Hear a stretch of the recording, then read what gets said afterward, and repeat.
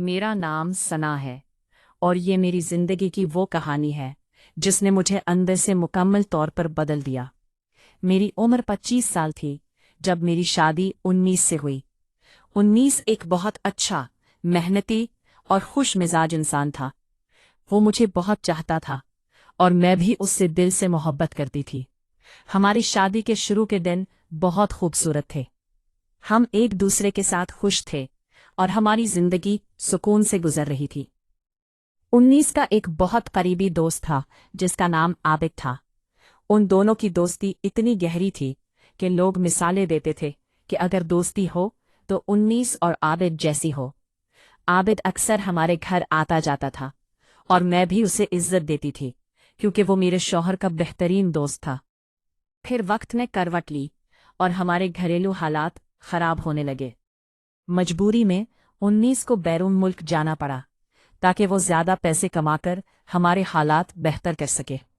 जिस दिन वो जा रहा था तो उसने मेरा हाथ पकड़कर कहा कि बस कुछ वक्त की बात है, फिर हम हमेशा के लिए सुकून से रहेंगे। 19 के जाने के बाद घर बिल्कुल सुनसान हो गया। वो हंसी, वो बातें, वो जिंदगी सब कुछ जैसे रुक सा गया। 19 वहां मेहनत करता और अपनी कमाई आबिद के अकाउंट में भेजता था और आबिद वो पैसे हर माह मेरे घर लाकर दे देता था। शुरू में आबिद सिर्फ पैसे देने आता था, लेकिन फिर वो कुछ देर बैठने लगा, फिर बातें होने लगी और आहिस्ता आहिस्ता वो मेरी तन्हाई का सहारा बन गया। मैं अकेली थी और वो रोज मेरे सामने होता था। इंसान कमजोर होता है, खास तौर पर जब वो अकेला हो। वक्त के साथ मुझे उसकी आदत हो गई।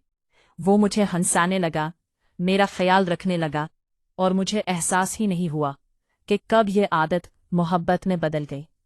अब वो सिर्फ मेहमान नहीं रहा था, वो मेरी जिंदगी का हिस्सा बन चुका था। मैंने एक दिन डरते हुए उससे पूछा कि अगर 19 को पता चल गया तो क्या होगा। उसने हंसते हुए कहा कि फिक्र ना करो, वो यहाँ होता ही नहीं और जब आएगा तो मैं यहाँ नहीं आऊंगा। मैंने उसकी बात पर यकीन कर लिया और हम दोनों इसी गलत रास्ते पर चलते रहे। फिर एक दिन अचानक खबर मिली कि 19 वापस आ रहा है, 1 महीने की छुट्टी पर। यह सुनकर मेरे दिल में खौफ पैदा हो गया। जब वो घर आया तो वो वैसा ही था जैसे पहले था, मोहब्बत करने वाला, ख्याल रखने वाला। उसे कुछ मालूम नहीं था, या शायद मैं यही समझ रही थी। वो 1 महीना हमारे साथ रहा और मैं हर लम्हा डरती रही कि ही उसे सब कुछ पता न चल जाए। फिर उसकी वापसी का दिन आ गया। उसने आबिद को फोन किया और कहा कि वो उसे एयरपोर्ट छोड़ आए। रात के वक्त आबिद उसे छोड़ने गया। एयरपोर्ट पर 19 ने कहा कि तुम वापस चले जाओ, मैं खुद चला जाऊंगा। आबिद वापस आ गया और सीधा मेरे पास आ गया। उसने आकर कहा कि अब तुम्हारा शौहर चला गया है, अब हम फिर से साथ रहेंगे।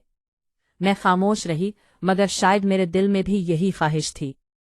मगर इसी रात एक ऐसा वाकया हुआ जिसने सब कुछ बदल दिया। 19 की फ्लाइट कैंसिल हो गई और वो वापस आ गया।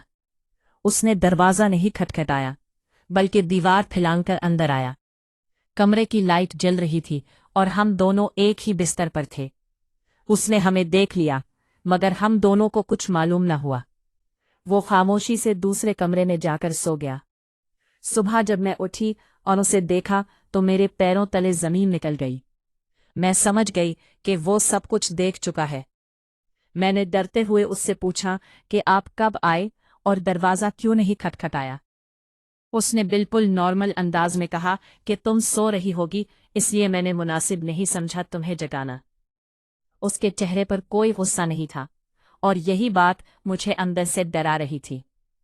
कुछ दिनों बाद उसने कहा कि अब वो बैरून मुल्क नहीं जाना चाहता, बल्कि यहाँ रहकर कारोबार करना चाहता है।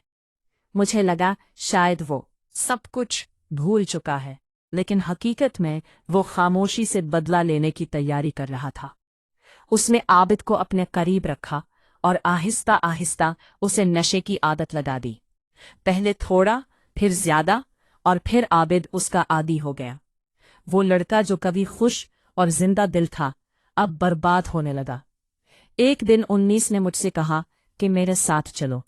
میں اس کے ساتھ گئی تو اس نے مجھے ایک جگہ لے جا کر دکھایا جہاں عابد گٹر کے پاس پڑا ہوا تھا، نشے میں ڈوبا ہوا، بے حال اور گندا۔ میں اسے پہچان کر بھی پہچان نہیں پا رہی تھی۔ 19 نے میری طرف دیکھا اور کہا کہ یہ ہے تمہاری محبت۔ پھر اس نے سرد لہجے میں کہا کہ میں تمہیں طلاق دیتا ہوں، اب تم اس کے ساتھ رہو۔ میرے آنسو رکنے کا نام نہیں لے رہے تھے۔ میں نے اس سے کہا کہ اگر آپ نے سب کچھ دیکھ لیا تھا تو پہلے ایسا کیوں نہیں کیا؟ اس نے کہا کہ اگر میں پہلے ایسا کرتا تو تم اس سے شادی کر لیتی اور میں ساری زندگی تم دونوں کو دیکھ کر جلتا رہتا۔ اب دیکھو نا، وہ تمہارے قابل رہا اور نہ تم اس کے قابل ہو۔ میں وہیں کھڑی رہ گئی، اکیلی، ٹوٹی ہوئی اور خالی۔ اس دن مجھے احساس ہوا کہ غلط فیصلے انسان کی پوری زندگی برباد کر دیتے ہیں، اور کچھ غلطیاں ایسی ہوتی ہیں جن کا کوئی ازالہ نہیں ہوتا۔ یہ میری کہانی ہے اور شاید میری سزا بھی۔